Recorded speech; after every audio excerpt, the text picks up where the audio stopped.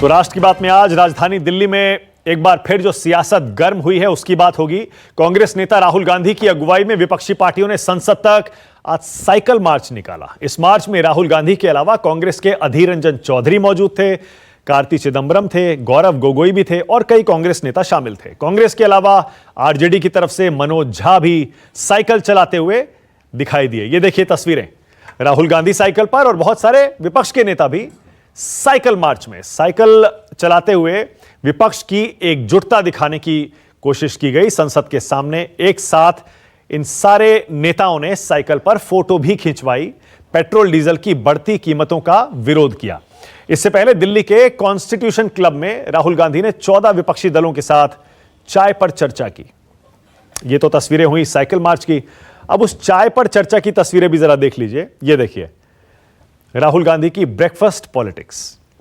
राहुल के साथ चाय पर चर्चा में कांग्रेस के अलावा टीएमसी के नेता मौजूद थे, NCP, Shiv Sena, DMK, RJD, Samajwadi Party, National Conference, CPI, CPM, JMM, Indian Union Muslim League और तमाम ये सारे के सारे नेता। ये देखिए, ये जो ऊपर मैं आपको दिखा रहा हूं, ये सारी पार्टियां हैं जो आज कांग्रेस के साथ इस बैठक में शामिल हुई। राहुल गांधी की ब्रेकफास्ट मीटिंग में इन पार्टियों के नेता कॉन्स्टिट्यूशन क्लब में शामिल हुए थे। इस मीटिंग में सरकार के खिलाफ साझा रणनीति बनाने पर विचार हुआ। खुद राहुल ने विपक्ष की एकता की पैरवी की। राहुल ने कहा, अगर विपक्ष एकजुट रहा तो सरकार आम लोगों की आवाज नहीं दबा पाएगी। मीटिंग में क्या बोले राहुल, सुनिए। They are humiliating and shutting up the voice of the people of India and the majority of the voice of the people of India.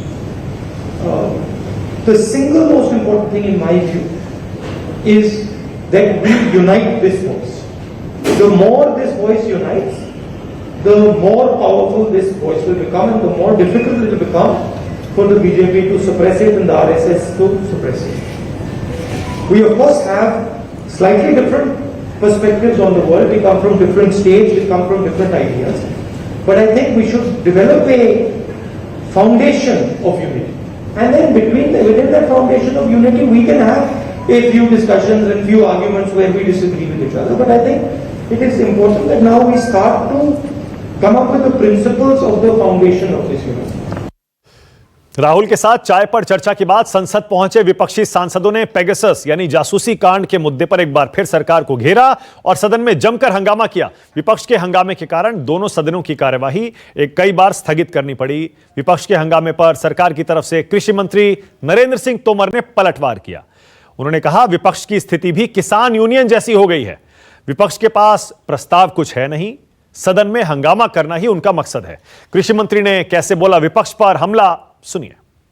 Bharat सरकार हर विषय पर चर्चा करने के लिए तैयार है, लेकिन विपक्ष चर्चा करने को तैयार नहीं है। विपक्ष की स्थिति भी किसान यूनियन जैसी हो गई है, प्रस्ताव कुछ है नहीं और सदन को बाधित करना ही एकमात्र रास्ता उनको सूझता है। मैं समझता हूँ इससे लोकतंत्र का नुकसान हो रहा है और जो देश में विद्यमान समस्याएं हैं, अगर प्रश्नों के माध्यम से, अनेक नियमों के माध्यम से उन पर चर्चा हो तो सरकार उनको समाधान तक ले जा सकती है। सदन में विपक्ष के बर्ताव पर पीएम मोदी ने भी करारा हमला किया है। प्रधानमंत्री ने बीजेपी संसदीय दल की बैठक में विपक्ष पर संसद को अपमानित करने का आरोप लगाया। पीएम मोदी ने कहा, विपक्ष संसद नहीं चलने दे रहा है। वो बोले, दोनों सदनों में विपक्ष के कृत्यों से संसद का अपमान किया जा रहा है। जिन सांसदों ने सदन में मंत्री के हाथ से कागज छीनकर फाड़ दिया, उन्हें अपने कृत्यों पर कोई पश्चाताप नहीं है। मीटिंग के बाद संसदीय कार्य मंत्री प्रहलाद जोशी ने भी विपक्ष पर चर्चा से भागने का आरोप लगाया। सार्थक और समृद्ध चर्चा होना चाहिए, ये प्रधानमंत्री जी का इच्छा है। इसलिए मैं फिर से आग्रह करता हूं, स्वयं राजनाथ सिंह जी, अमित शाह जी, सभी नेताओं से लगभग हर दिन बात कर रहा है। मैं ये स्पष्ट रूप से कहना चाहता हूं। एंड वो जब राजनाथ सिंह से बात करते हैं, माननीय अमित शाह जी से बात करते हैं, कई लोग बोलते हैं हम तैयार है, कांग्रेस तैयार नहीं है। और कांग्रेस के कई नेता बोलते हैं हम तैयार है, वो तैयार नहीं है। This is waste of people money, waste of time. इस बीच देश में तीसरे मोर्चे की सुगबुगाहट के बीच आरजेडी सुप्रीमो लालू प्रसाद यादव का बयान सामने आया है। लालू ने कहा है, तीसरे मोर्चे की तैयारी अच्छी बात है, जनता के पास विकल्प होना चाहिए। लालू ने पेगासस मामले की जांच की मांग के साथ चिराग पासवान की तारीफ करके भविष्य की राजनीति के संकेत दे दिए। लालू क्या बोले, सुनिए।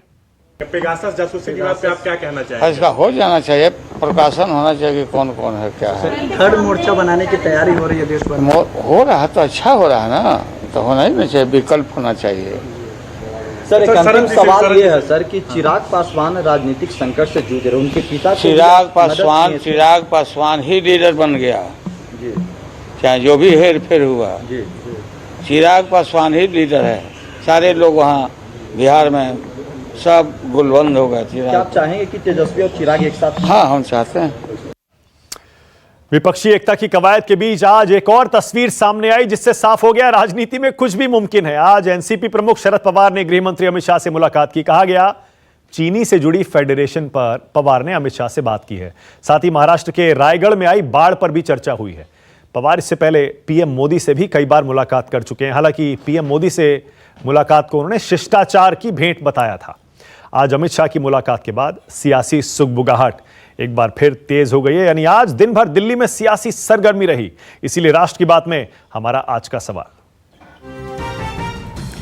राहुल की ब्रेकफास्ट पॉलिटिक्स से क्या निकला, और दूसरा, मोदी के बाद अमित शाह से क्यों मिले शरद पवार।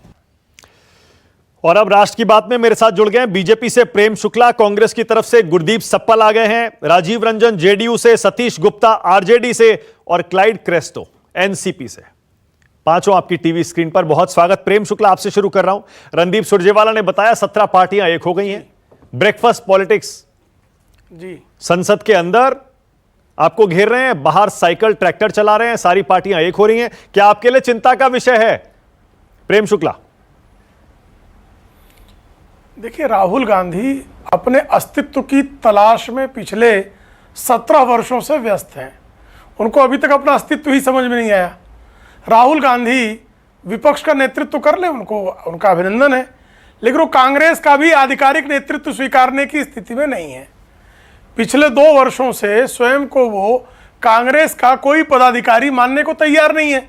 तो जो व्यक्ति इतना भयंकर पलायनवादी हो कि वह जिस कांग्रेस पार्टी ने उसको आनुवांशिक अध्यक्षता का अधिकार सौंप रखा हो, उस आनुवांशिक अध्यक्षता के अधिकार से भी वह भयभीत होकर भागा जा रहा हो, वह दूसरों का नेतृत्व क्या करेगा?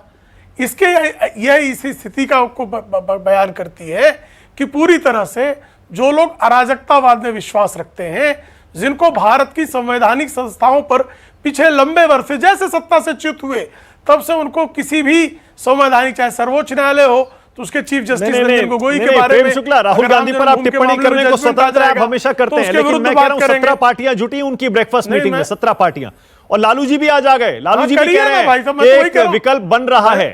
नहीं, स्वागत है। लालू जी पहले से भी राजनीति में रहे हैं और भारतीय जनता पार्टी से उनका लंबे समय से मुकाबला रहा है। तो लालू यादव जी कोई नए नहीं आए हैं, और लालू जी का भाजपा विरोध भी कोई नया नहीं है। वो कांग्रेस के अलाई भी कोई नए नहीं है, वो 2004 से कांग्रेस के अलाई है। तो जो 2004 से कांग्रेस का गठबंधन का साथी रहा हो और 2009 में कांग्रेस को लात मार के भगा दिया रहा हो और फिर जो है कांग्रेस के साथ चला आया हो, तो लालू जी का कई बार ऐसा होता है। आपको ध्यान होगा 2009 के चुनाव में किस तरह से लालू जी ने लोकसभा में अपने उम्मीदवारों की घोषणा कर दी, कांग्रेस से विमर्श तक नहीं किया। नहीं, आप पुरानी बातें कर रहे हैं। नहीं, प्रेम शुक्ला, मैं आज की बात कर रहा हूं। चाहे ममता बनर्जी देख लीजिए, चाहे लालू देख लीजिए, चाहे राहुल गांधी की आज की मीटिंग देख लीजिए, बहुत अच्छा सारे नेता आ रहे हैं, बहुत अच्छा सारे नेता एकजुट हो रहे हैं। बहुत अच्छा नाम लिया, बहुत अच्छा नाम लिया आपने, ममता बनर्जी का नाम ले लिया। और लोकतंत्र की बात कौन करेगा? जिसने चुनाव के बाद 1.25 लाख बंगाल वासियों को बंगाल छोड़कर भागना पड़ा हो, 25,000 लोगों पर हमले हुए हो, दर्जनों लोगों की हत्या हुई हो, आधे दर्जन से अधिक बलात्कार की घटनाएं जो है सुप्रीम कोर्ट में रिपोर्ट हुई हो, लोकतंत्र की हत्यारिन जो है लोकतंत्र के नाम पर राहुल गांधी नाम के मिस्टर बीन के साथ टहल रहा है, स्वागत है।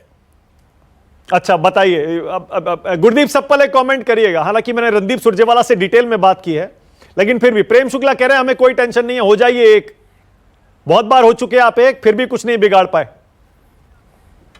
कोई बात नहीं। अभी प्रेम शुक्ला जी से मेरी सहानुभूति है कि वो राहुल गांधी के बारे में जो भी शब्द अपशब्द बोलते हैं उसके बावजूद उनके दिलो दिमाग पर वो छाए रहते हैं।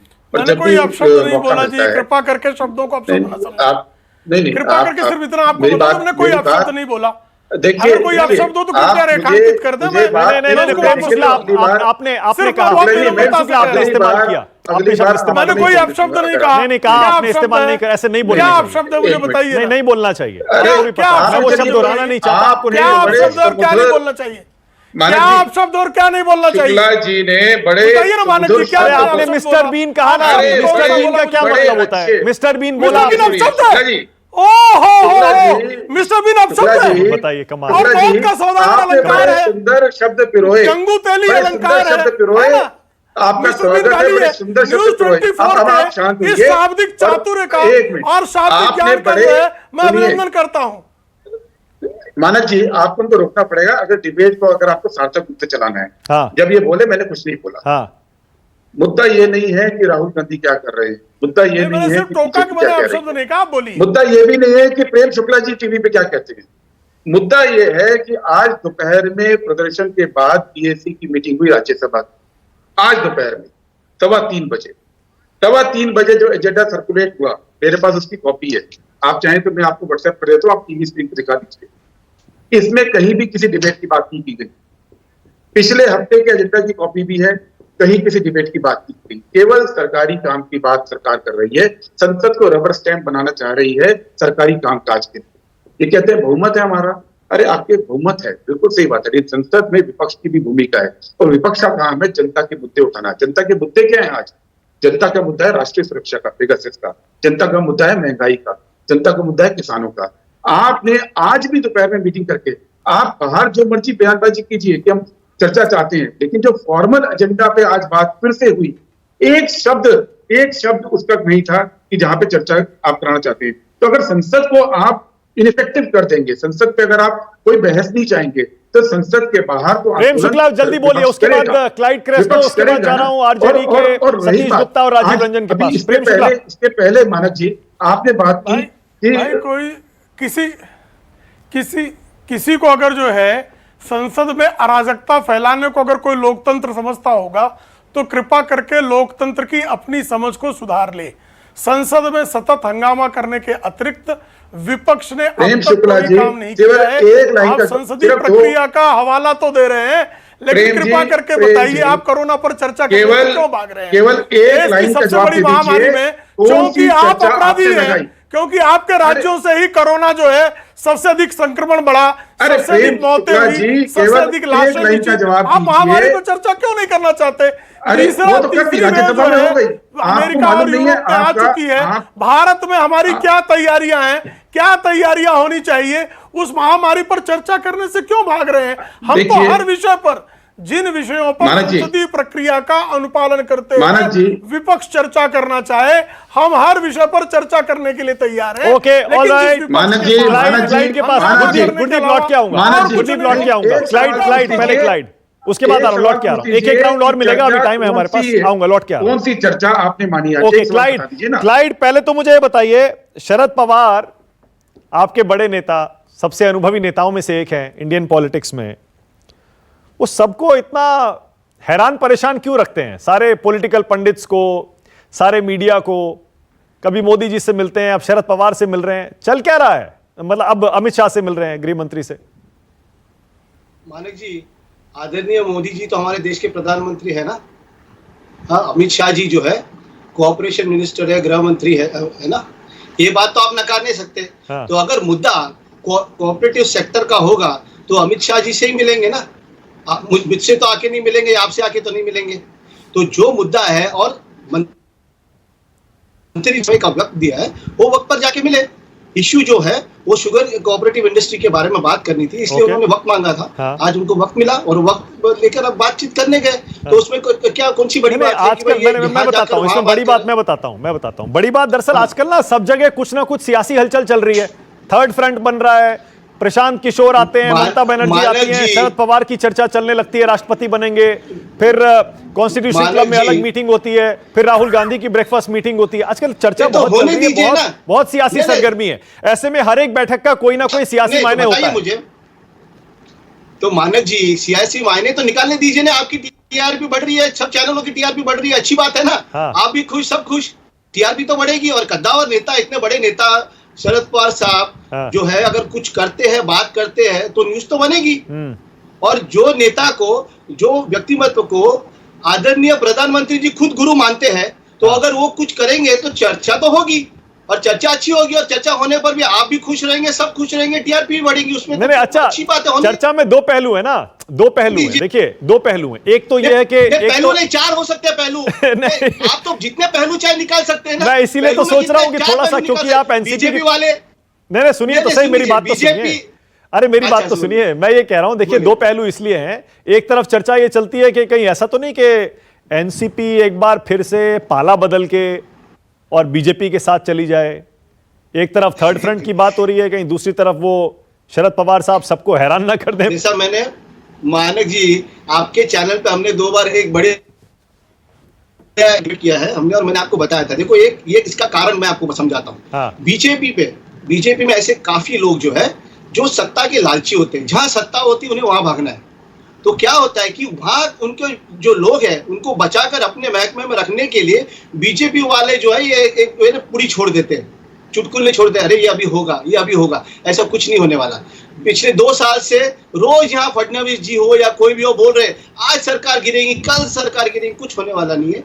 जो काम हो रहा है अच्छी तरह से हो रहा है, और हमारे अच्छा ठीक है, साहब काम अपना कर रहे हैं, इसलिए मंत्री जो है या आदरणीय प्रधानमंत्री उनसे मिल रहे हैं कि लोगों की सेवा करने के। ठीक है, ओके, ऑल राइट। मानक जी, राजीव रंजन, पहले गुरदीप आ रहा हूं, उसके बाद राजीव रंजन और सतीश गुप्ता जरा बोल लें। राजीव रंजन, आज लालू जी भी बड़े दिनों बाद सामने आए, थर्ड फ्रंट की वकालत कर रहे हैं, कह रहे हैं विकल्प तैयार हो रहा है, तेजस्वी की तारीफ कर रहे हैं, चिराग को बढ़िया नेता बता रहे हैं। तो लालू जी का एक्टिव होना एक बार फिर से यह संकेत नहीं है क्या कि थर्ड फ्रंट धीरे धीरे अपना आकार ले रहा है? राजीव रंजन, देखिए, अब थर्ड फ्रंट है या फोर्थ फ्रंट है, फेडरल फ्रंट, इतने सारे नाम अलग अलग नेताओं ने सुझाए हैं समय से, लेकिन महत्वाकांक्षाएं इतनी बड़ी है, अहंकार के बड़े बड़े द्वीप। इसीलिए जो आज नेतृत्व है नरेंद्र मोदी का, कोई प्रभावी विकल्प तो हम लोगों को ईमानदारी से नहीं दिया। लेकिन लोकतंत्र जीवन तभी होता है जब कोशिशें चलती रहती है, अपने तरीके से प्रतिकार, प्रतिरोध ये होना चाहिए। लेकिन साख और विश्वसनीयता का सवाल या विश्वास के संकट कर, इसे हम सब जानते हैं कि जो राहुल गांधी जी और विपक्ष के अन्य नेताओं के जिस तरह से दूरी बढ़ी है, ओल्ड ग्रैंड पार्टी अपने उस रुतबे के एहसास से मुक्त नहीं हो पाई।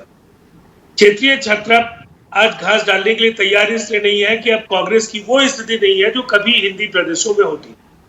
तो कुल मिलाकर के तस्वीर बहुत आसान नहीं, और सबकी नजर कुर्सी नंबर 1 पर ही होती। तो वैसी परिस्थिति में अभी फिलहाल एक तो 2024 तक के लिए एक प्रचंड जनादेश, कोशिशें चलती रहे, लेकिन कोई विकल्प अभी 2024 के बाद भी नहीं दिखा। ओके, लेकिन लालू जी को जो वो कह रहे हैं, आप हल्के में ले रहे हैं क्या? लालू जी कह रहे हैं थर्ड फ्रंट तैयार हो रहा है। लालू जी 1990 के लालू जी, 1974 के लालू जी और आज के लालू जी का जो फर्क है, लालू जी को बिहार की राजनीति में जितना बड़ा जनादेश मिला है, जिस तरह से जनभावनाएं उनके साथ, कहीं ना कहीं उन्हें बिहार की राजनीति में तेजस्वी जी के सिवाय कोई दूसरा नहीं दिखा। तो जो समाजवाद है, जो सामाजिक न्याय है, वो अंततः वंश परंपरा का जो मोह है वो ज्यादा भारी, और जनमानस अब बहुत ज्यादा जागरूक हुआ है। वोट्स आपके हो सकते हैं, लेकिन कामयाबी तक का सफर बहुत आसान नहीं है। इसलिए लालू जी के लौटने के बाद बिहार का परिदृश्य बहुत ज्यादा बदलने नहीं जा रहा। सतीश गुप्ता, लालू जी के आने से कुछ नहीं होने वाला, कोई थर्ड फ्रंट नहीं बनने वाला, ना बिहार की सरकार गिरने वाली है, और जैसा आप चाहते हैं ना नीतीश जी आपके साथ आने वाले हैं, और बीजेपी का, मोदी जी का कोई विकल्प नहीं है, राजीव रंजन कह रहे हैं।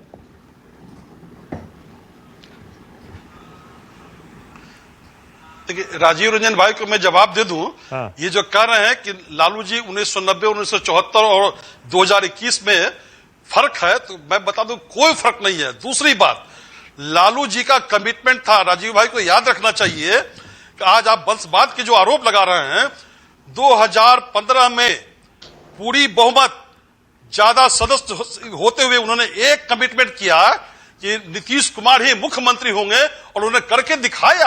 अब क्या बात करें राजीव भाई। राजीव भाई ये समझ लीजिए कि लालू जी योद्धा हैं और योद्धा कभी सोता नहीं है, उसका चरित्र हमेशा जुझारू होता है और उनको आप नहीं रोक सकते बिहार की राजनीति से। बिहार नहीं, देश की राजनीति वो तय करने वाले हैं कि क्या होना है। और थर्ड फ्रंट जो बन रहा है वो देखिएगा, उसकी अगुवाई भी लालू प्रसाद ही करेंगे। आप इसको देखिएगा। और मैं आपको बधाई देना चाहता हूं कि माननीय मुख्यमंत्री ने इस जो जासूसी कांड पर जो विरोध किया है और जांच की मांग की है, इसके पीछे उनकी क्या मंशा है, आप स्पष्ट कर दीजिए। दूसरी बात, जातिगत जनगणना जो 26 जुलाई 2015 को जिस आवाज को लालू जी ने उठाया था, आज माननीय मुख्यमंत्री, हम स्वागत करते हैं मुख्यमंत्री जी का कि जातिगत जनगणना को समर्थन दे रहे हैं। तो ये लालू जी का ही देन है और लालू जी का ही क्षमता है और लालू जी की नेतृत्व है कि उनके आवाज को आज पूरा देश और माननीय मुख्यमंत्री जी भी स्वीकार करें। इसलिए लालू जी के बारे में आपको कहना शोभा नहीं देता। लालू जी ने माननीय मुख्यमंत्री को, नीतीश कुमार जी को मुख्यमंत्री बनाया और छोटे भाई की तरह बनाया, पूरी तरह से आशीर्वाद देके बनाया। इसलिए आप कम से कम इस बात को मत दोहराइए। राजीव रंजन, नेशनल टेलीविजन पर सतीश गुप्ता देखिए, एक तरह से आपको कह रहे हैं कि आप भी जो इशारा कर रहे हैं, आप भी थर्ड फ्रंट की तरफ ही जा रहे हैं शायद। देखिए, मैं एक बात आपको कहना चाहूंगा, पेगासस के सवाल पर नीतीश कुमार जी के बयान के बाद किसी आधिकारिक बयान की अब जरूरत नहीं है। उन्होंने पेगासस की जांच की मांग की है, लेकिन नीतीश कुमार जी के बयानों को पूर्व में भी देखें। अगर वो यूपीए के साथ थे, उस समय उन्होंने नोटबंदी का समर्थन किया। वो कई बार अंतरात्मा की आवाज सुनते हैं और जो देश के हित में आवश्यक है वो बराबर उसके पक्ष में होते हैं। लेकिन इसका एनडीए की सेहत या एनडीए के साथ जनता दल यूनाइटेड के बने रहने के समय कोई इससे कोई संकेत नहीं निकाले जाने चाहिए, पहली बात। और 2000 नहीं, आप दाई साहब जरा मुझे केवल 30 सेकंड में अपनी बात पूरी कर देता हूं, उसके बाद आप कहिए। देखिए, सबसे पहली बात है, आप 3 वर्षों का शासन याद कर रहे हैं। सतीश गुप्ता जी मेरे पुराने मित्र हैं और मैं ये कहूंगा कि 2 दशकों से ज्यादा का साथ एनडीए के साथ। यहाँ कांग्रेस के लोग भी बैठे हैं, कब साइकिल पर सवार होंगे, कब ये किसके साथ होंगे, ये सबके साथ राजनीति में अब ये कहना कि कौन किसके साथ था, कौन किसके साथ है, ये बेहद मुश्किल है। और इसीलिए इन सवालों को केवल टीवी बहस तक अगर हम लोग रखना चाहते हैं और तो कौन किसके साथ रहेगा ये भी कहना मुश्किल है। मैं तमाम पार्टियों को कहूंगा कौन किसके साथ रहेगा ये भी कहना मुश्किल है।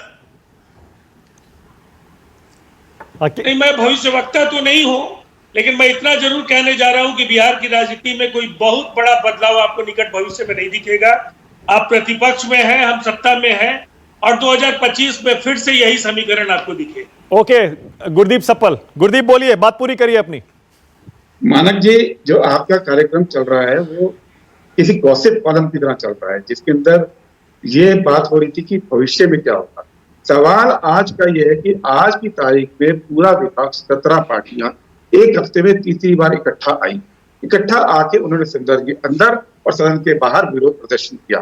सच्चाई ये है कि आज जो बड़ी पार्टियां सारी थी विपक्ष की, उनके नेताओं ने उस मीटिंग के अंदर भाषण दिए, जिसमें शिवसेना भी थी और जिसमें एनसीपी भी थे, जिसके ऊपर अभी आपको कुछ सवाल उठाए। दोनों पार्टियों ने स्पष्ट रूप से बोला है कि आने वाले समय में 2024 तक केवल 2 ही उद्देश्य हैं। एक कि किसी तरह से भी जनता के मुद्दों को उठाना और जनता के मुद्दों पर जो सरकार की आवाज है उसको उससे निपटना, और दूसरा कि 24 की तैयारी के लिए सबको इकट्ठा होकर सरकार के खिलाफ लड़ना। सच्चाई ये है। तो सच्चाई पे बात ना करके गॉसिप कॉलम की तरफ, उसमें मजेदारी बात यह है कि बात हो रही थी कि विपक्षी पार्टी में इतना नहीं है, करते करते आप आ गए कि कैसे बिहार की सरकार थोड़ी हिल रही है और एनडीए में थोड़ी कुछ हो सकती है। गुरदीप, जब लालू जी जब आए हैं, सवाल लालू पूछ रहा है, जी, नहीं, मैं सवाल- जैसे मैंने कहा ना शरद पवार, उसी तरह लालू प्रसाद यादव देश के सबसे पुराने, सबसे सीनियर, सबसे अनुभवी नेताओं में हैं। और जब वो आकर थर्ड फ्रंट के बारे में कुछ कहते हैं, उनकी बात को आप गंभीरता से नहीं लेते क्या? आप चाहते हैं उस पर चर्चा नहीं होनी चाहिए? बिल्कुल होनी चाहिए चर्चा, लेकिन चर्चा इस इशू पे भी होनी चाहिए कि संसद रुकी हुई है। अरे उस पर और तो कर ही संसद रहे हैं में रोज सरकारी चर्चा, पक्ष- नहीं, उस पर तो नहीं, लगातार मानक जी, 10-12 दिन से नहीं, रोज बहस हो रही है। रोज आज हो रही है इशू बहस। ये है, आज इशू ये है कि आपके पैकेज के अंदर दिखाया गया कि सरकारी पक्ष ने गलत बयानी की है। गलत बयानी क्या की? उन्होंने कहा जी कुछ पार्टियां सदन चलाना चाहती हैं, कुछ नहीं चलाना चाहती हैं। कोई जबकि साफ दिख रहा है सब पूरे देश को कि 17 पार्टियां एक साथ आकर प्रदर्शन कर रही हैं। कौन सी पार्टी जो सदन में विपक्ष के साथ नहीं है, जो विपक्षी पार्टी है? बोलिए प्रेम सारी शुक्ला। एक हैं। प्रेम शुक्ला, और विपक्ष वो की एकता सारी को आप उसके बाद आ रहा हूं क्लाइड, एक सेकंड। प्रेम शुक्ला, पूरा विपक्ष एक है, गुरदीप कह रहे हैं, और वही सतीश गुप्ता भी कह रहे हैं, वही क्लाइड भी कह रहे हैं। सारी पार्टियां एक है, 17 पार्टियां आ गई राहुल गांधी के नाश्ते पर आज। आप फिर भी इसको स्वीकार करने को तैयार नहीं है। राहुल गांधी के नाश्ते पर सिर्फ नहीं, सड़क पर भी आ गई। मैं इन सबको शुभकामना देता हूं कि 2024 में मिलकर चुनाव भी लड़ लें, कोई हमको आपत्ति नहीं है। भारतीय जनता पार्टी को अपने विकास कार्यों पे जनसेवा के आधार पर जनादेश प्राप्त करने का अभ्यास है, इसलिए विपक्ष को जो है एक होने का उनका लोकतांत्रिक अधिकार है। एक लाइटर नोट पे बात करता हूं कि साइकिल की सवारी जो होती है, जनरली भारत के जो परिवहन नियम है उसमें अकेले सवारी है, तो साइकिल पे सब सवार हैं, साइकिल अलग अलग चली जाएगी। और पिछले चुनाव में 2017 में एक साइकिल पर राहुल गांधी जी सवार हुए थे और वो साइकिल जो है उसके परखच्चे उड़ गए, ये भी आपने देखा। तो ये साइकिल की सवारी उनको मुबारक है, मैं उनका अभिनंदन करता हूँ। शुक्ला जी, केवल ये बताइए कि डिबेट किस मुद्दे पे करने जा रहे हैं? बाकी सब छोड़ दीजिए आप बातें। जनता को ये हम हर बताइए मुद्दे कि पर डिबेट करने किस को मुद्दे- तैयार है, आप आइए, तो हंगामा क्यों मत नहीं? करिए, आज संसद की आज गरिमा का सरकार ने अवमूल्यन मीटिंग मत करिए, आज सरकार ने संसद की मीटिंग में गरिमा क्यों का नहीं- अवमूल्यन करने अरे का सरकार ने आपका मीटिंग ये में जो आज क्यों दुष्कर्म नहीं है कोई मुद्दा उसको रखा? जितना शीघ्र मुझे ये आप बता रोक दीजिए, सके, यह मुझे बता लोकतंत्र के दीजिए, हित में इस है, एजेंडा के अंदर, लोकतंत्र इस के एजेंडा हित नोट में में है कोई डिबेट कि क्यों नहीं है? कांग्रेस मानक जी, लोकतांत्रिक आप बड़ी बड़ी संसदीय बात कह व्यवस्था दीजिए ना को शुक्ला जी। कलंकित करने से एजेंडा मानक जी। के अंदर डिबेट क्यों नहीं है? एजेंडा जी। के अंदर सिर्फ सरकारी ओके, दो लोग उंगली उठा रहे हैं, हम तो करने पहले को क्लाइड, तैयार, उसके आप बाद आ रहा हूं क्यों सतीश हंगामा गुप्ता। मचा रहे हो? मानक जी, पहले क्लाइड क्रैस्तोत के बाद आ रहा हूं सतीश गुप्ता, आ रहा हूं उसके बाद। क्लाइड आइए, बोलिए। स्वागत है, आइए बहस कीजिए। मानक जी, हाँ बोलिए क्लाइड। मानक जी, प्रेम भाई मेरे मित्र है। प्रेम भाई तो बात करते जब हमें सुनने को बहुत अच्छा लगता है। मेरे एक ही मैं कहना चाहता हूँ कि अब ये प्रेम भाई बार बार बोल रहे हैं कि वो सब एक होकर आ रहे, हमें कोई फर्क नहीं पड़ रहा। ठीक बात है, बीजेपी अगर अपने आप को इतना बड़ा बाहुबली समझती है या ऐसे समझती है कि भाई उन्हें कोई हरा नहीं सकता, तो क्यों ना एक और चुनौती स्वीकार ले। हम जनसेवक है, बाहुबली नहीं है। क्लाइड भाई, हम लोग जनसेवक हैं, जनसेवा के ठीक है, सामर्थ्य पर ओके। भरोसा है। ओके, आपके सामर्थ्य में भरोसा ना जनसेवा के, तो बाहुबली लबड़ा नेगेटिव टर्म है भारतीय भाषा शास्त्र में। ठीक है प्रेम भाई, आप बात अभी प्रधानमंत्री जी ने बोला था बाहुबली व्यक्ति के बीच में नहीं बोलते। सुन लीजिए, आप जनसेवा के नहीं, किसके लिए बाहुबली? अरे एक सेकंड, क्लाइड की चुनौती तो सुन लीजिए भाई, एक सेकंड, क्लाइड को ही चुनौती दे रहे हैं। एक मिनट, सिर्फ क्लाइड बोलेंगे, क्लाइड को ही चुनौती दे रहे हैं। क्यों घबरा रहे? हाँ क्लाइड बोलिए, कौन सी चुनौती है, बोलिए। आप जनसेवा के मत घबराइए, बोलिए, बोलिए। जनसेवक मत घबराइए। हाँ। मेरा सवाल ये है कि अगर जनसेवा पे अगर इतना विश्वास उनको है, तो क्यों ये एनडीए के साथ जाते, अकेले लड़े? 17 पार्टियां एक हो गई बोल रहे थे, ये बड़ी बात कर रहे हैं। इनके 35-40 लोग एनडीए, छोड़ दीजिए। बोलिए प्रेम शुक्ला, जल्दी, फिर आ रहा हूं सतीश गुप्ता। बोलिए प्रेम शुक्ला। लड़ लीजिए चुनौती नहीं, ले लीजिए, अकेले लड़ इस लीजिए। देश में कृपा करके और क्लाइड भाई जनसेवा दरअसल इस के देश के विश्वास पर इतिहास आप को जीतकर समझते आइए, नहीं प्रेम हैं। भाई। इस देश के राजनीतिक अकेले इतिहास लड़ लीजिए में ना। सबसे सफल गठबंधन चलाने का इतिहास ही भारतीय जनता पार्टी अरे और राष्ट्रीय आप- जनतांत्रिक गठबंधन का रहा है। जनसेवा पे पहली विश्वास- फिर आपने गठबंधन गलत सरकार बोल दिया, अटल बिहारी प्रेम जी। वाजपेयी जी की, प्रेम भाई, आदरणीय फिर अटल बिहारी गलत बोल वाजपेयी जी दिया। ने पहली गठबंधन की सफल सरकार चलाई थी, स्वीकार कर तो लीजिए। गठबंधन को और बीजेपी को सफलतापूर्वक कहीं मानक जी, संचालित करने का धर्म भारतीय जनता पार्टी भली भांति जानती है। ओके, सतीश गुप्ता, सतीश गुप्ता, सतीश गुप्ता, सिर्फ सतीश गुप्ता। अकेले लड़ लीजिए। बोलिए सतीश जी, बोलिए। गठबंधन हम बना के सफल मानक जी, हाँ बोलिए सतीश जी। गठबंधन का मॉडल ये है। 2025 के चुनाव में 2025 के चुनाव में जिस दिन 2025 के चुनाव में जिस दिन ये जो जासूसी करने वाली सॉफ्टवेयर ब्लॉक होगी, उसी दिन बीजेपी और उनके सारे कुनबे ध्वस्त हो जाएंगे। इस बात को आज नोट कर लीजिए, मैं जो कह रहा हूं। ये जो जासूसी यंत्र के माध्यम से जो देश को कब्जा किया जा रहा है, 2025 में जब ब्लॉक हो जाएगा, उस दिन ये सारा कुनबा ध्वस्त हो जाएगा और स्वतः लोकतंत्र अपने आप आगे बढ़ जाएगा। इसको नोट कीजिए आप, मैं आज के तारीख में आपके चैनल में बोल रहा हूं। ये 25 आप क्या बिहार के चुनाव की बात कर रहे हैं? 2025 या पार्टियों के द्वारा चुनाव जीता 2025 बिहार का चुनाव या लोकसभा का चुनाव? 2025 की आशा नहीं 2025 रखते हैं जी, इसका ये संकेत 2024 है। सॉरी 2024 24 हाँ 2024 प्रेम शंकर जी 2024 में दिल्ली की बात कर रहा हूं। 2024 आपका पेगासस जिस दिन ब्लॉक हो गया उस दिन आप ध्वस्त हो जाएंगे और जो जासूसी करके राजीव रंजन जवाब दे रहे हैं क्या? छोटा सा जवाब राजीव रंजन। शोर मचाए, शोर इतना राज्य नहीं है, करने वो का। सारा कुछ समाप्त हो जाएगा। राजीव रंजन, सबसे पहली बात तो यह है कि दो बिखराव तो आपको यहीं पर दिखेंगे कि तीसरी धारा के सतीश गुप्ता जी प्रतिनिधि हैं, इसलिए कि तीसरा मोर्चा बने लालू जी ने कहे। अब कांग्रेस प्रवक्ता इसे इत्तेफाक अगर नहीं रखते तो निसंदेह यहाँ दो मोर्चा आपको बनते हुए दिख रहे हैं। इसीलिए मैं नहीं समझता हूं कि कहीं से भी एनडीए की लोकप्रियता को कई मोर्चे बन जाएंगे, उनसे कहीं कोई शंका या उनकी लोकप्रियता को लेकर के कहीं कोई संदेह किसी के ओके, मेरे पास टाइम खत्म हो गया। बहुत बहुत शुक्रिया आज राष्ट्र की बात में आने के लिए। प्रेम शुक्ला, गुरदीप सप्पल, राजीव रंजन, सतीश गुप्ता, क्लाइड क्रेस्तो, बहुत शुक्रिया। नमस्कार, मैं हूं मानक गुप्ता। अगर आपको हमारा ये वीडियो पसंद आया हो तो इसे लाइक और शेयर जरूर करें और हां, हमें सब्सक्राइब और फॉलो करना ना भूलें ताकि आप देश और दुनिया की कोई खबर मिस ना करें। तो जुड़े रहिए हमारे साथ और देखते रहिए न्यूज़ 24।